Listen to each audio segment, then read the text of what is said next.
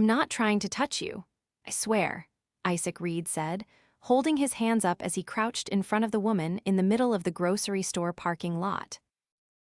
She was standing half frozen next to her car, tugging uselessly at her stuck jacket zipper. Her cheeks were red from the cold, her hair whipped back by the wind, and frustration was written all over her face. I work construction. I fix things.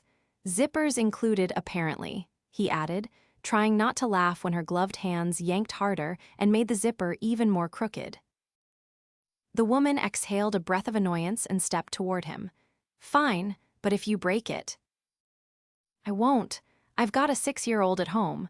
You think I haven't fixed worse disasters than this? He said, gently gripping the zipper and giving it a careful tug. After a few seconds of wiggling the metal teeth, the zipper slid down easily.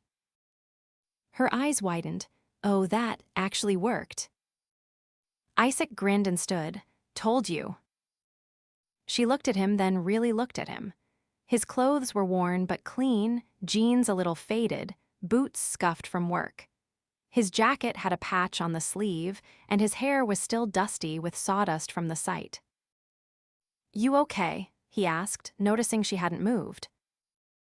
Yeah, thanks, that thing was about to choke me, she said with a laugh, brushing her hair from her face. He nodded, turning to go. No problem, have a good night. Wait, she called out, stepping quickly in front of him. Sorry, that was rude, I'm Delilah Pierce. Isaac blinked. Isaac Reed.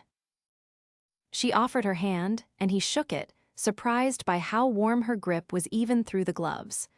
Her eyes were a deep hazel, and now that she wasn't freezing or panicking over her jacket, she was stunning.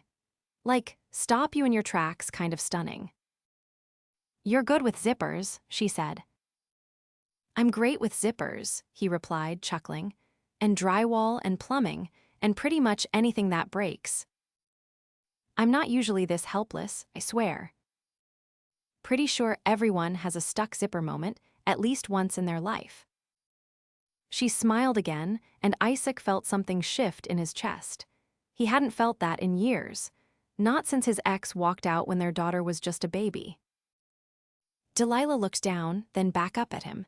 You live around here. A few blocks away, just grabbed groceries for me and my daughter. You have a daughter, her voice softened. Yeah, Grace, she's 6, thinks she's 16, smart as anything, stubborn like her dad. That's sweet, her smile tugged higher. She's lucky. Isaac's brow lifted slightly. You okay? You look like you're freezing. I am. I parked as far as humanly possible because I didn't want anyone denting my car. Turns out that was a bad idea. You want help carrying your bags, or? Delilah hesitated. Actually, yes, if you don't mind. Not at all. He followed her to a sleek black SUV, the kind he'd never be able to afford, and helped load 2 bags into the back. They were filled with organic items and things he'd only ever seen in magazines. Why do you get the feeling you're not from around here? He asked, glancing at the Audi badge on the back of her car. She shrugged. I am just not this side of town. Ah, got it. You slumming it today or just unlucky on the zipper front? Delilah laughed, and he was surprised at how unfiltered it was. I guess both. When he set the last bag in, she looked at him again. Isaac, would it be weird if I asked you to have coffee with me? He blinked, like now. Yeah, there's a little place 2 blocks over. You probably know it. Beans and Bites. That's the one. He hesitated. I've got to get Grace home, but I could do tomorrow, after drop-off. Delilah nodded slowly. Okay, tomorrow. She reached into her coat and pulled out a small notepad and pen, who carried those anymore, and scribbled something quickly. My number, in case something comes up. He took the paper, fingers brushing hers. All right. She smiled again, then got into her car. Isaac watched her drive off, still processing what just happened. A woman like that, designer boots, clean manicure, driving an SUV that probably cost more than his apartment, asking him for coffee. He shook his head and chuckled to himself. What the hell just happened? Back home, Grace was coloring on the living room floor when he walked in. "Daddy, did you get the cereal with the marshmallows?" "I did," he said, pulling it from the bag and handing it to her. "You're the best." He ruffled her hair. "I met someone today." Grace looked up. "A girl?" "Yeah. Is she nice?" "I think so." "Is she pretty?" He paused. "Very." Grace grinned. "Are you gonna marry her?" Isaac laughed. "Let's not get ahead of ourselves." But even as he said it, he glanced at the scrap of paper in his hand and felt something strange stir in his chest. Something he hadn't felt in a long, long time. Hope. The next morning, the sky was gray, but the air was warmer. After dropping Grace off at school, Isaac made his way to Beans and Bites. He stepped inside, brushing sawdust off his jacket out of habit, and scanned the room. Then he saw her. Delilah was already seated at a corner table, sipping something from a tall mug. She looked up and smiled when she saw him. He walked over. Hey, zipper savior." He chuckled and slid into the seat across from her. "You weren't kidding about the coffee." "I never joke about caffeine." They talked for over an hour, about everything. Her childhood in California, his work and raising Grace, her love for baking, his dream of opening a repair shop. But she never mentioned what she did for a living. And Isaac didn't ask. By the time they parted, she gave him a hug that lingered just a little too long. That night, as he tucked Grace in, she asked, "Did you see the pretty girl again?" Isaac smiled. "Yeah, I did." "Did she like you?" "I think so." Grace yawned. "You should marry her." Isaac laughed softly. "We'll see, kiddo." But even as he turned off the light and walked out of the room, something inside him whispered, "You just might." Isaac stepped off the job site, rolling his stiff shoulders as the late afternoon sun dipped behind the rooftops. His hands were raw from the cold, and drywall dust clung to the creases in his skin, but all he could think about was the woman with the impossible-to-read eyes and the way her laughter had caught him off guard. Delilah. He'd seen women like her pass through the city before, elegant, polished, out of reach, but none of them had ever looked at him like he was someone worth knowing, worth meeting for coffee, and definitely not someone they'd linger over when saying goodbye. He checked his watch. Almost time to pick up Grace. He tossed his tool bag into the truck and made the short drive to the school, the heater groaning to life as he turned onto the main road. He hadn't told Delilah much about his life beyond Grace and work. Not about the time things got so tight he'd pawned his wedding ring to pay for her asthma medication. Not about how he patched roofs on weekends just to keep tuition at the after-school art program she loved. At pickup, Grace bounded into the truck, paint on her sleeves and glitter in her hair. "We made paper lanterns today. Mine has a tiger on it." "Sounds like something we should tape to the fridge." "It's too big for the fridge," she said proudly. "It's hanging in the hallway now." Isaac grinned as she chattered the whole ride home, but his mind kept drifting. He hadn't asked Delilah what she did for work, and she hadn't offered. Maybe she was just private, but something about her silence gnawed at him. That night, after Grace drifted off beneath her tangle of stuffed animals, Isaac sat on the edge of his creaky couch and pulled the slip of paper from his jacket pocket. Her handwriting was neat, almost too perfect. The kind of handwriting that looked like it had been practiced. The next morning, she called. "I have a confession," she said as soon as he answered. "Already, that can't be good." "I may have bribed the barista to give me your coffee order. You bribed someone for a medium drip with too much cream. I like to be prepared. You could have just asked me. But then, I wouldn't have an excuse to talk to you this early. She invited him to lunch that Friday. Nervous energy settled in his chest as he agreed, and he spent the rest of the week wondering what exactly she saw in him. He had nothing to offer but a fixer's hands and a cluttered apartment. When Friday came, he dropped Grace off with her after-school program. He'd prepaid the extra hour with cash he'd earned replacing a neighbor's broken fence, and met Delilah outside a quiet restaurant tucked behind a bookstore. She wore a cream-colored coat and carried herself like someone who didn't have to think twice about where she parked or how much the valet cost. Inside, the waiter led them to a table tucked near a frosted window. The place had linen napkins and low music playing from hidden speakers. Isaac shifted, suddenly too aware of his boots and the calluses on his palms. "I've never been here," he said, glancing at the wine list and closing it quickly. "I come here when I want to disappear," she said, setting down her menu. "You don't seem like the disappearing kind." "Maybe not, but it's easier than being followed." "Followed?" He raised an eyebrow. Delilah looked down at her water glass, then back up. "I used to be in the public eye. My family owns a few companies. I've done interviews, charity galas, the kind of stuff that ends up in glossy magazines people pretend not to read." Isaac leaned back. "So you're famous?" "Not anymore. I left that world a year ago. I needed something real." He didn't know what to say to that, so he said nothing. "You okay?" she asked, tilting her head.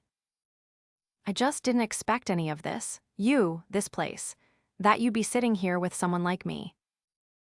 "You fixed my jacket. You're raising a daughter on your own. You didn't ask for anything in return. That's more impressive than anything I've seen at a gala." He scratched his jaw, unsure how to respond. "You talk about that world like you hated it." "I didn't hate it. I just got tired of pretending everything was perfect. My parents wanted a legacy. I wanted." She trailed off, searching. "What?" "Something that wasn't built on appearances. Something that didn't feel like had to keep earning approval just to breathe." Isaac nodded slowly. "I get that." She looked at him, and something unspoken passed between them, something weighty and quiet and frighteningly honest. After lunch, she walked with him back to his truck. "I'll walk to my car from here," she said, pausing at the corner. "You sure?" She nodded. "I don't want you to think I'm hiding something." He hesitated, then asked, "Why me?" She blinked. "What do you mean?" "You could be with anyone. Why are you meeting a guy who spends his days patching leaks and driving a truck with a broken tailgate?" Delilah stepped closer. "Because you see people. You didn't look past me when I was flailing with my jacket. You didn't ask what I did or what I earned. You helped me like it was the most natural thing in the world." Her voice softened. "And you look at me like you still don't believe I'm real."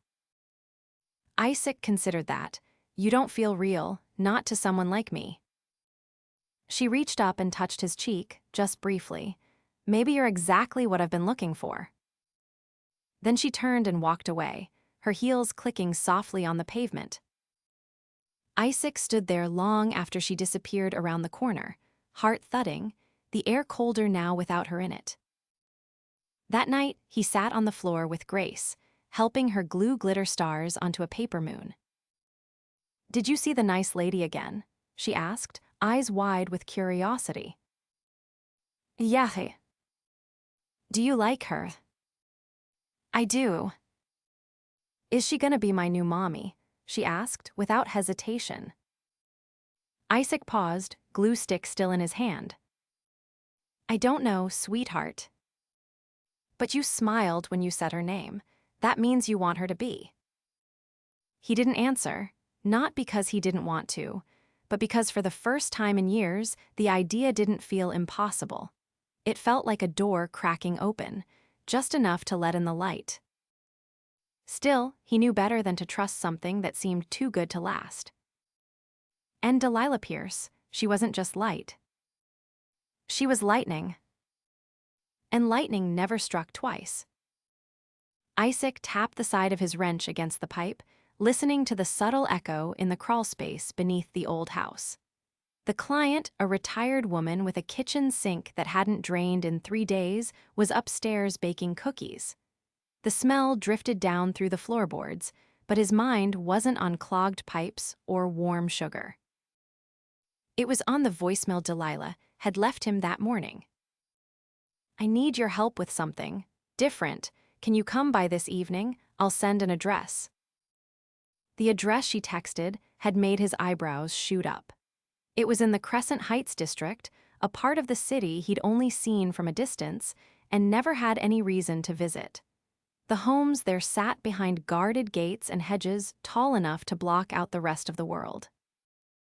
When he pulled up just after 6, Grace was in the back seat, humming along to a song on the radio. His neighbor, an older woman named Mrs. Carter, had agreed to watch her for a few hours.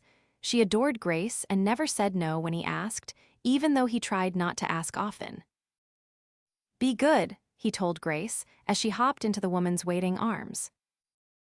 "I always am," she beamed, then whispered, "Tell the pretty lady I said hi." He gave her a look that made her giggle. Then he turned and drove the few remaining blocks to the address Delilah had given him. He had to buzz in through a gate. The driveway curved through manicured hedges, past a fountain with a marble sculpture in the center. The house wasn't just big, it was massive. A white stone manor with tall windows and ivy crawling up one side. Isaac parked near the front, careful not to block the polished black Jaguar in the circular drive. Delilah opened the door before he could knock. She wore a soft blue blouse and dark pants, her hair pulled back in a loose twist. The look on her face was unreadable. "You came," she said. "You asked," he replied, stepping inside. The interior was even more stunning. Wide hallways with arched ceilings, art hanging on the walls that probably cost more than his yearly rent, and a staircase that reminded him of something out of a movie. "I was going to tell you," she said abruptly, turning toward him, "about all of this." He looked around. "You didn't have to." "I did. I don't want you thinking I was hiding it. I just liked being normal for once, being with a man who wasn't trying to impress anyone." "You got all that from a stuck zipper." Delilah laughed, but it didn't quite reach her eyes. "I got it from the way you looked at me, like I wasn't a price tag." "You're not." She exhaled. "Come with me, there's something else." She led him through a side hallway and into a smaller room still bigger than his living room. Inside, a long oak table was covered with photographs, sketches, and notes. Blueprints were spread out beneath them. "What is all this?" he asked. "I bought a building," she said, walking over to the table. "An old bakery downtown. It's falling apart, but I want to turn it into a community kitchen." Isaac stepped closer, scanning the plans. The space had once been beautiful arched windows, original tile. Now, the photos showed water damage, broken fixtures, and cracked walls. "I'm not a contractor," he said slowly. "No, but you're the only person I trust to tell me the truth about what it needs. Everyone else just nods and adds a 0 to the estimate." He looked up at her. "You want me to head this up?" "I want you to work with me, help me rebuild it." He ran a hand through his hair. "You understand how much time this'll take?" "I do. And I'm not cheap when it comes to my daughter's schedule. I'll accommodate everything, you name the hours. And the materials. Already budgeted. I'm not asking for free labor, Isaac. I'm asking for honesty, skill, someone who gives a damn." He looked at her for a long moment. "Why this building?" Delilah hesitated, then walked to a framed photo on the wall. It showed a much younger version of her, standing in front of the bakery, holding a cookie the size of her head. My mother used to bring me here every Saturday. When she died, I stopped coming. They closed 3 years later. You want to bring it back. I want to give it a second chance, like I'm trying to give myself one. He picked up a sketch. You've got good instincts, this layout's smart. I had help. Let me guess, not the guy who installs marble sinks and inflates the invoice after. No, she said, smiling faintly. A woman who runs a shelter downtown. She helped with the concept. I'm funding it, but I want it to belong to the city. Isaac set the sketch down. It's ambitious. I know. All right, he said slowly. I'll come by tomorrow, take measurements, make a list of what it needs. Delilah's shoulders relaxed. Thank you. He nodded once. But I'm not wearing a hard hat unless absolutely necessary. She laughed for real this time. Deal. As he turned to leave, she walked with him to the front door. But just as he reached for the handle, her hand touched his arm. Isaac. He turned, her eyes searched his. I've been wondering something. Yeah. If I hadn't been wearing a $500 coat with a stuck zipper, would you have looked at me twice? He shook his head. No. Her mouth parted slightly. I would have looked at you once, he said, and I wouldn't have been able to stop. For a moment, the air between them held still. Then she leaned in and kissed him soft and certain, like a promise whispered in the quiet. When he left, the night air felt different. Lighter, like something was beginning. He picked up Grace from Mrs. Carter's, who gave him a knowing look but said nothing. As he tucked his daughter into bed that night, she blinked up at him. Did you tell her I said hi? I did. Did she smile? Yeah, he said, brushing hair from her forehead. She smiled. And for the first time in years, so did he. Isaac stood in the middle of the gutted bakery, hands on his hips, daylight cutting through the broken upper windows in golden slashes. The old tile beneath his boots was cracked but salvageable. The support beams were solid. The walls needed replacing, the wiring was a mess, and the plumbing would take weeks. But the bones were good. And he couldn't stop thinking about the woman who wanted to breathe life into it again. Delilah arrived late that afternoon, dressed in jeans and work boots this time, her hair tied back with a pencil stuck through it. She carried 2 paper bags and a thermos. Don't look at me like that, she said as he raised an eyebrow. I made sandwiches. You don't eat enough during the day. He took the bag, shaking his head. You don't know that. I know you skipped breakfast and probably worked straight through lunch. He opened the bag and pulled out a tomato and mozzarella sandwich on fresh ciabatta. This smells better than anything I've eaten in weeks. I made it myself. I used to cook every Sunday. It was the only time no one expected me to be somewhere else. He took a bite, then looked at her. You still feel like you have to escape. Delilah walked over to the old display counter, running her fingers across the dusty glass. Less and less. They ate in silence, the kind that didn't feel strained, just full. When they finished, she pulled out a folded sheet of paper. I've been working on a proposal for the city. If we can get the permit approved as a historical site, we can qualify for funding. Not that I need it, but it'll help us keep the local board off our backs. Isaac leaned in, scanning the document. You wrote this. I did study business, believe it or not. Before I was expected to marry someone from a family with more yachts than common sense. Let me guess, you didn't go through with it. I got as far as the engagement party. Then, I slipped out before the speeches started and never went back. He chuckled, that tracks. Delilah glanced at him. So what about you? Have you always done this, fixing things? My dad had a shop when I was a kid. He used to say broken things weren't worthless, just waiting to be useful again. I guess that stuck. Do you ever think about opening something of your own? All the time. He folded the paper and handed it back. But the timing's never been right. Grace comes first. She should, but that doesn't mean you stop dreaming. He looked at her. You really believe that? I do. Later that week, Delilah invited him and Grace to dinner.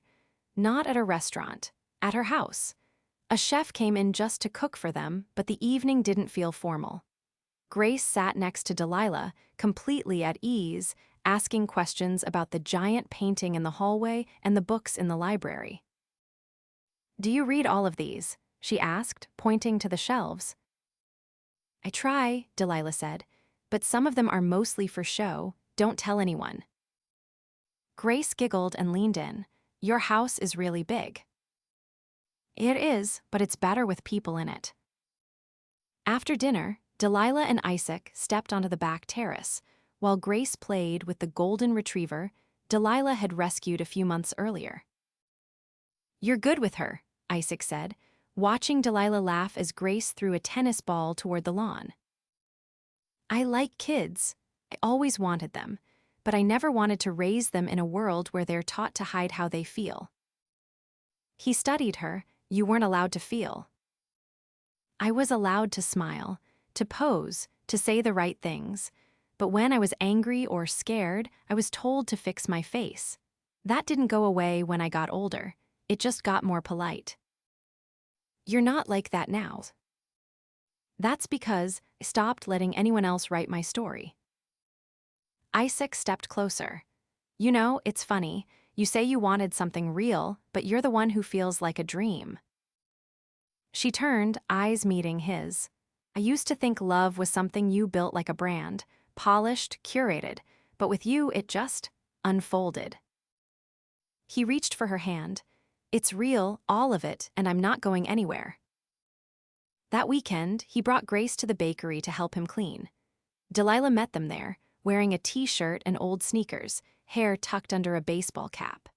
The three of them worked side by side for hours, sweeping, wiping, laughing. Grace drew a chalk mural on the back wall with flowers and suns, and in the center, a little girl holding hands with a tall man and a woman with long hair. That's us, she said proudly.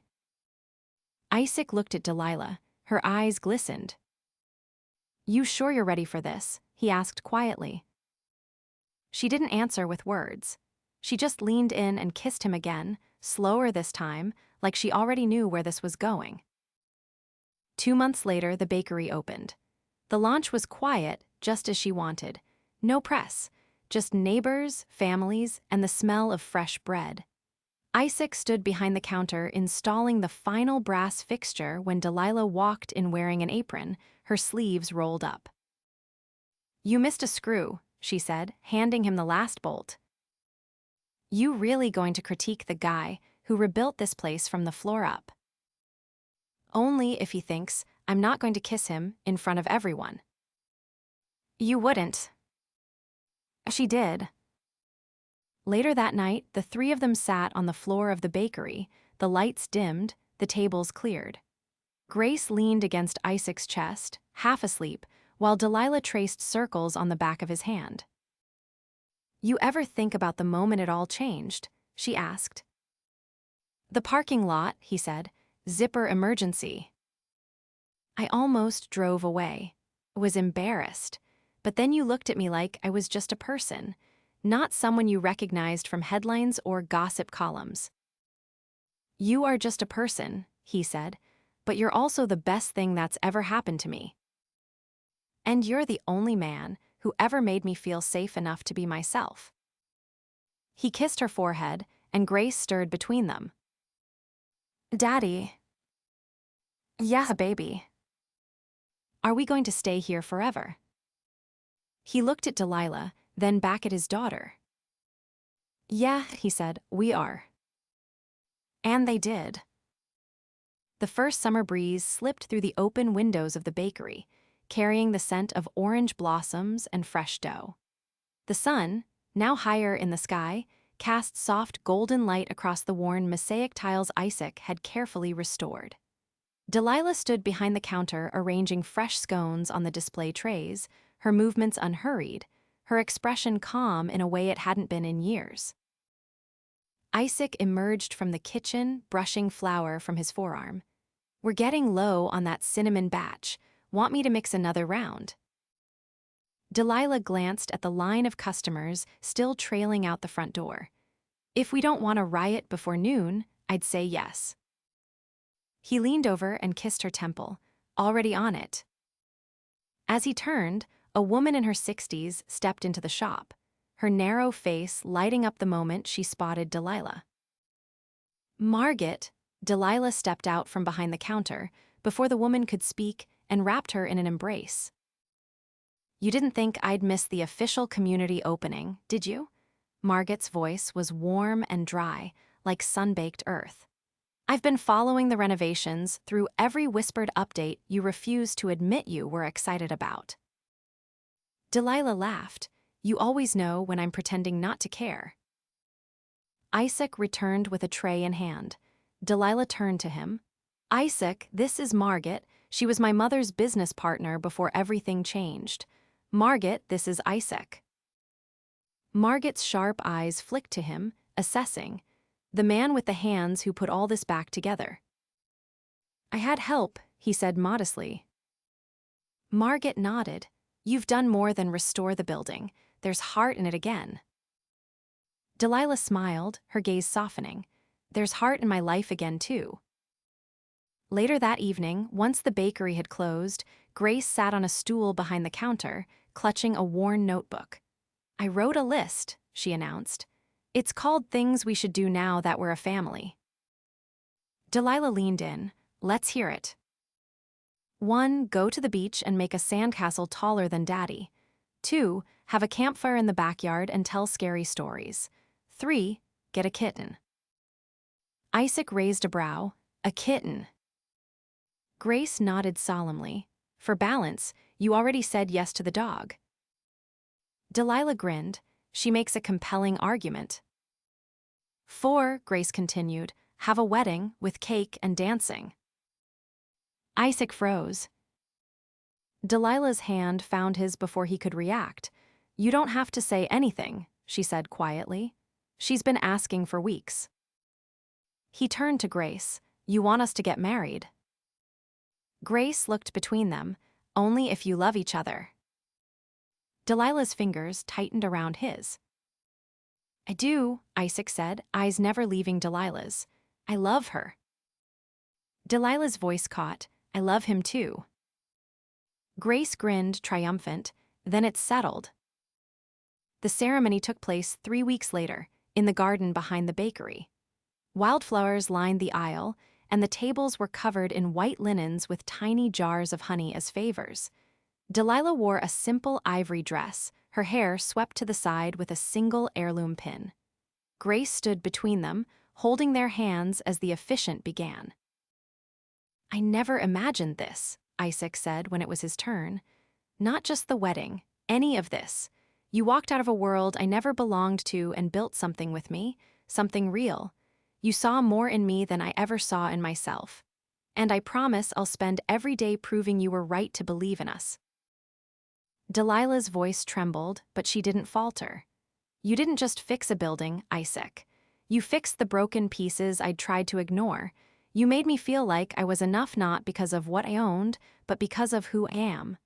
I promise to love you with that same truth every day." Grace handed them the ring's one silver band for Delilah and a slightly dented gold one for Isaac, restored from the pawn shop with the last of Delilah's hidden childhood savings.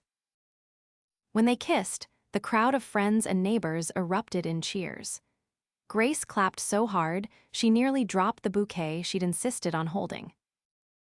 That night, under strings of hanging lights, they danced in the garden. Isaac twirled Delilah gently, her laughter mixing with the soft notes of a jazz trio. Grace ran barefoot through the grass, the dog chasing her, both of them glowing with the kind of joy that didn't need explanation. Later, as the last guests filtered out, Isaac carried Grace to the truck, her head resting against his chest. Delilah leaned against the doorframe, watching. "You've always known how to hold the things that matter." He looked at her, lit by the soft garden lights. "You're one of them." "I know." They stood in silence for a moment, the kind that felt like peace. "Do you think we'll ever stop being surprised by how good this feels?" she asked. "I hope not." The next morning, the sun rose on a quiet kitchen. Delilah stood barefoot in a robe, pouring coffee, while Isaac made pancakes shaped like stars. Grace sat at the table, still in pajamas, drawing a picture of the wedding. As the scent of maple syrup filled the air, Isaac glanced at the two girls he loved most in the world. No pretense, no performance, just this. The life they'd built messy, sweet, and exactly right. And for the first time, not one of them was waiting for the other shoe to drop. They were home,